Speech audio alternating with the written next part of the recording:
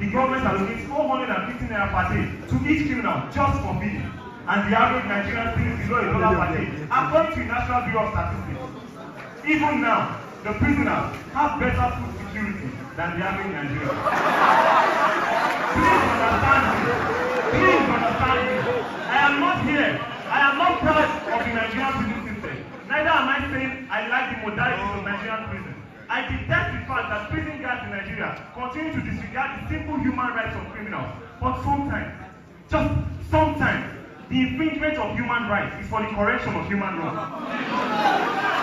It is true that according to the Bureau of Justice statistics, some criminals are forced to partake in activities of hard labor. But all this discomfort and laboring is still in the mighty name of criminal reformation. But when a pregnant woman is about to bring forth a new life, she does not go to the spa, she goes to the labor room. Concerning criminal reformation, did you know that according to the Nigerian prison service, criminals are allowed to read books and partake in external examination, thereby putting their educational careers in prison?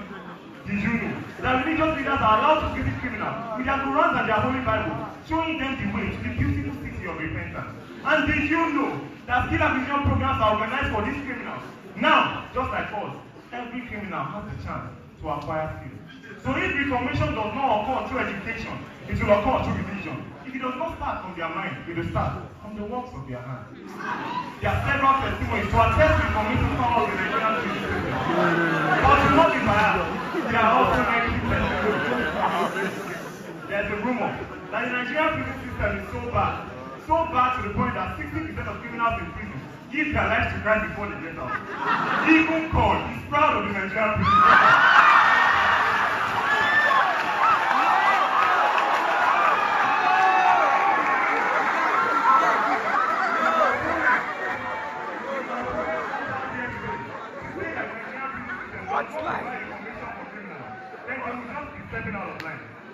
They will mention the fact that the Nigerian prison system has the problem of overcrowding.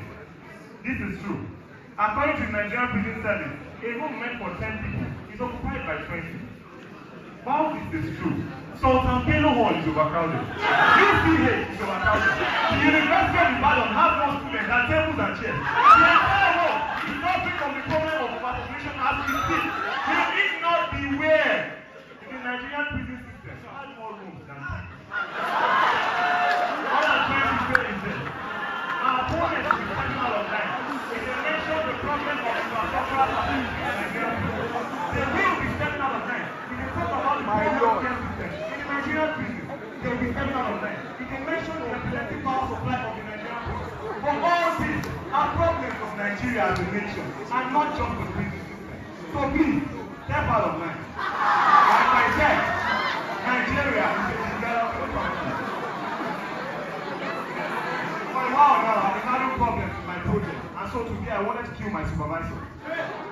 Then I remembered the living conditions of the Nigerian prison, and I left her office with a changed heart. No wonder a wise man once said, the proper function of a prison system is not just to cater for criminals, but to be bad enough to prevent citizens from becoming criminals.